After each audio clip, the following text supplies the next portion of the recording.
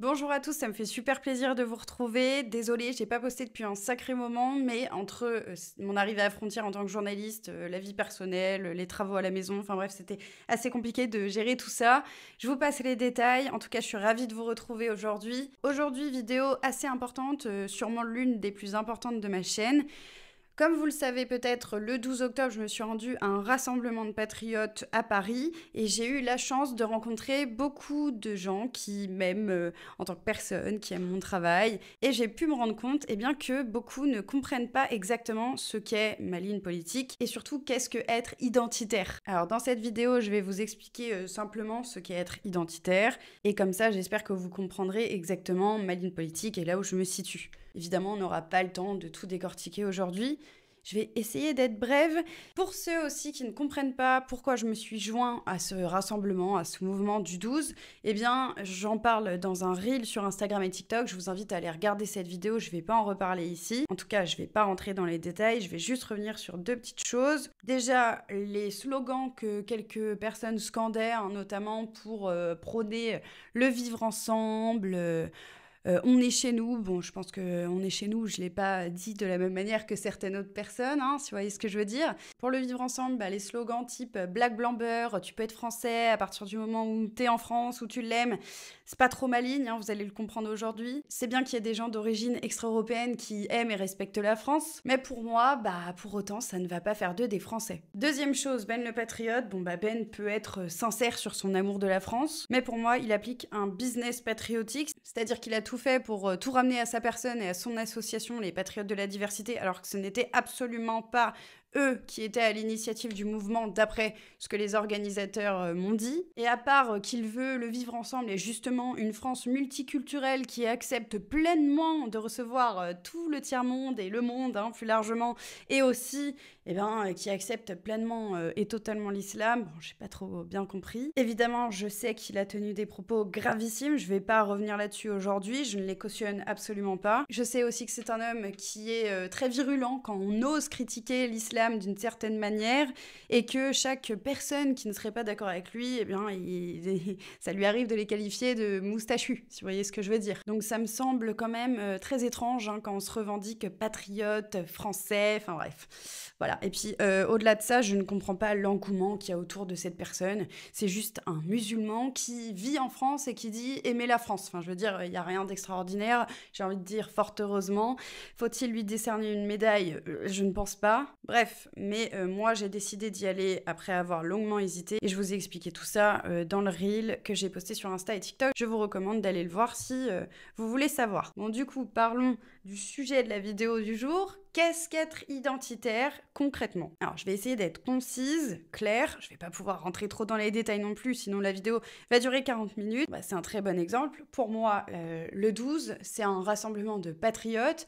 Donc, les patriotes considèrent en général que si tu aimes la France, tu peux devenir français. Ensuite, il y a le nationalisme civique qui place la culture avant la génétique. Et il y a mon camp, donc les nationalistes ethniques, je dirais, donc les identitaires, qui considèrent que la génétique passe avant tout le reste, c'est-à-dire aussi avant la culture. Alors, je précise que cette approche n'exclut absolument pas la fierté culturelle, seulement on la place après l'héritage ethnique. Et c'est tout à fait naturel. Si tu vas au Maghreb ou en Afrique, j'ai envie de vous dire que la question ne se pose même pas là-bas. Ils pensent aussi comme mon camp, donc les identitaires. La logique ethnique ou communautaire y est souvent prépondérante. Les liens tribaux, ethniques, familiaux jouent un rôle essentiel dans le sentiment d'appartenance et d'identité. Dans certains pays africains, l'ethnie influence fortement la reconnaissance de toi en tant qu'individu et de tes droits politiques. Les guerres civiles et tensions intercommunautaires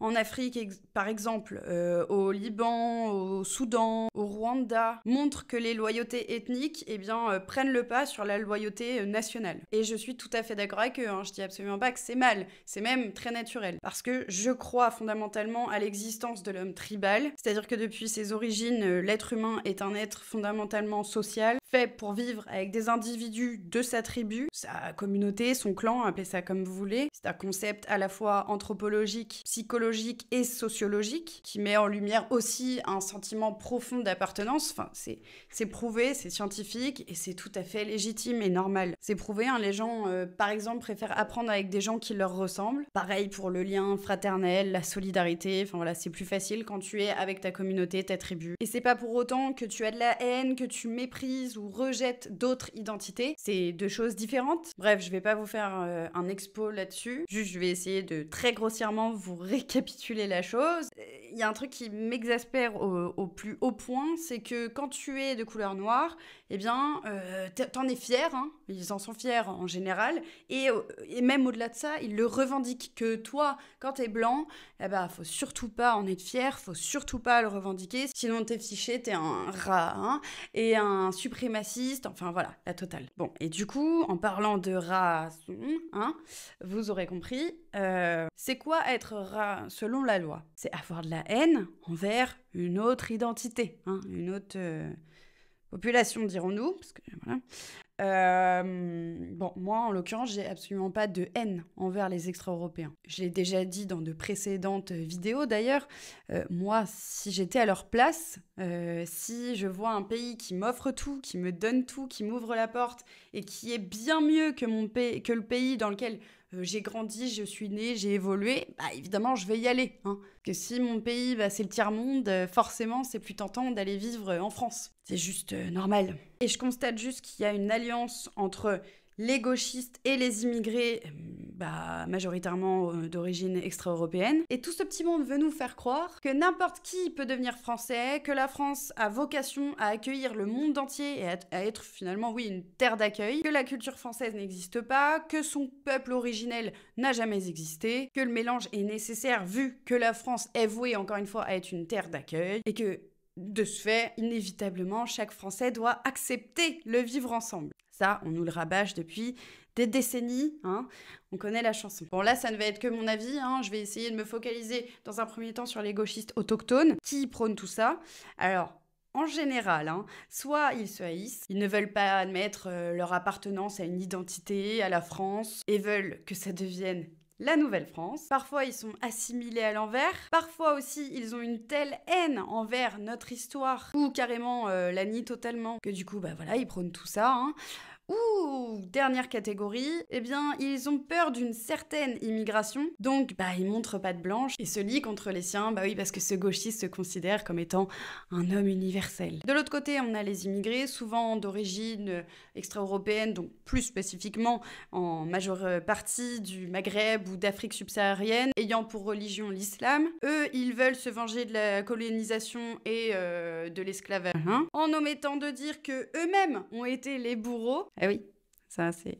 Voilà, c'est plus facile. Ou alors, bah, tout simplement, ils sont jaloux de la France. Et puis, bah, la première catégorie, donc les gauchistes, leur font sentir que tout leur est dû. Ils les invitent même à venir nous remplacer. Donc j'ai envie de dire, pourquoi s'en priver? Et puis, bah, y en a tout simplement qui ont fortement envie de nous remplacer, d'imposer leurs mœurs, leur religion. Et c'est d'ailleurs la première catégorie que j'ai citée avant, hein, c'est ceux qui veulent se venger tout simplement de tout ce qui s'est produit dans le passé. Et là, tout ce que je dis depuis le début de la vidéo, c'est absolument pas être rat, hein, c'est juste avoir conscience de son appartenance à un peuple, en l'occurrence, pour ma part, un peuple européen et plus précisément français. Et évidemment, admettre que notre pays, notre continent, est historiquement blanc. Attaquer au nom de cette identité serait extrême. D'ailleurs, une certaine immigration le fait, pas nous. Donc, qui est le plus extrême? Des opinions xénophobes, racistes, qui prônent le fondamentalisme religieux ou autres opinions réactionnaires. Ça, ce serait être extrême, comme par exemple vouloir imposer la charia ou le communisme, ça c'est être extrême, mais on est loin d'être un pays comme l'Iran, la Palestine ou la Chine. Hein, voilà. Heureusement d'ailleurs. Chaque peuple n'est pas forcément égal dans ses mœurs et sa culture, j'entends. Par exemple, l'Iran que j'ai cité avant ou la Palestine, bah, les droits de l'homme là-bas, c'est pas trop ça. D'ailleurs, si vous doutez de quelques faits scientifiques que je vous ai cités juste pendant cette vidéo. Je vous invite fortement à aller découvrir la chaîne de Nicolas Faure qui a fait une super vidéo sur les différences de QI entre les populations. Ça apportera des sources à mes propos, et tout cela de manière scientifique. Mais les gauchistes peuvent nier la science, ça ne rendra pas la science fausse. Donc je vous conseille fortement d'aller regarder sa vidéo, hein, ça vous apprendra beaucoup de choses sur l'identitarisme. Et ça vous permettra surtout de comprendre la question identitaire. Et d'ailleurs, nous sommes tous un minimum identitaires, même sans en avoir conscience. Par exemple, quelqu'un qui tente de retracer ses ancêtres et qui crée un arbre familial, eh ben, c'est de l'identitarisme. Une personne qui revendique son identité française, africaine, arabe, ou autre, pour lutter contre l'uniformisation culturelle, génétique, ou quelqu'un, un peuple dans lequel tu as l'obligation de te marier avec quelqu'un de la même communauté que toi, bah tout ça c'est l'identitarisme. Être identitaire, pour conclure, c'est juste aimer ses racines, en avoir conscience, c'est pas pour autant rejeter les autres. Et ben moi, mon humble niveau, j'essaie de faire avancer la question de l'identitarisme, notamment sur des réseaux sociaux plus populaires, dirons-nous, comme TikTok. Je n'invente rien, beaucoup l'ont fait avant moi, notamment la team ADN, avec Conversano, Cormier-Denis, Nicolas Faure, justement, sur YouTube. Et d'ailleurs, à l'époque, eh ben, cette question était tellement, inaudible et inacceptable que la chaîne avait été ban sur YouTube. Et tant d'autres, comme Cro-Blanc par exemple. Ils ont rendu l'identitarisme acceptable maintenant, car il l'est, tout simplement. Ils ont su l'expliquer et on voit quand même de petites évolutions de jour en jour. La jeunesse notamment, je pense qu'il va y avoir une grosse vague identitaire, en tout cas je l'espère, mais je le pense sincèrement. Et on voit des petites choses comme, par exemple, j'ai été invitée au rassemblement du 12, alors que les organisateurs connaissent mes positions sur l'islam et sur l'identité. Donc pour finir cette vidéo, parce que là elle va être déjà très longue je pense, j'y suis pas allée pour et avec Ben. J'y suis allée pour la France avec mon drapeau. Ça fait une grosse différence, il me semble. Pour moi, le principal, c'est de faire entendre aux gens qui m'écouteront que la prise de conscience d'identité, elle est primordiale et que pour moi, tout découle de ça, en tout cas une énorme partie, et que en grande partie, de fait, ça pourrait sauver la France. Pour moi, pour être très concrète, qui veut devenir français ne le devient pas. Les Français ne se créent pas, ils s'engendrent entre Français autochtones. Les Français de souche existent. Il s'agit de Français qui sont sur le sol français, qui n'ont pas été métissés par les différentes vagues d'immigration qu'on a connues. Bref, le Gaulois a existé, les Français de souche existent. D'ailleurs, ceux qui le nient, ça me fait bien rigoler parce que je les vois très mal, je les imagine pas une seconde aller voir un Chinois ou un Algérien ou que sais-je et lui dire « tu n'existes pas ». Je voulais déjà que tout soit clair sur ma ligne politique, mais je voulais juste dire qu'un peuple qui ne se reconnaît pas ne pourra jamais s'unir et se défendre. Merci beaucoup en tout cas d'avoir regardé cette très longue vidéo. Écoutez, je vous dis à très bientôt, que ce soit sur mes réseaux Instagram, TikTok, X ou sur cette chaîne YouTube. Si vous voulez soutenir mon travail, n'hésitez pas à me rejoindre sur Tipeee. On a un groupe Telegram avec ma communauté dans lequel on échange quotidiennement, donc ça me ferait très plaisir de vous y retrouver. Prenez bien soin de vous et à bientôt.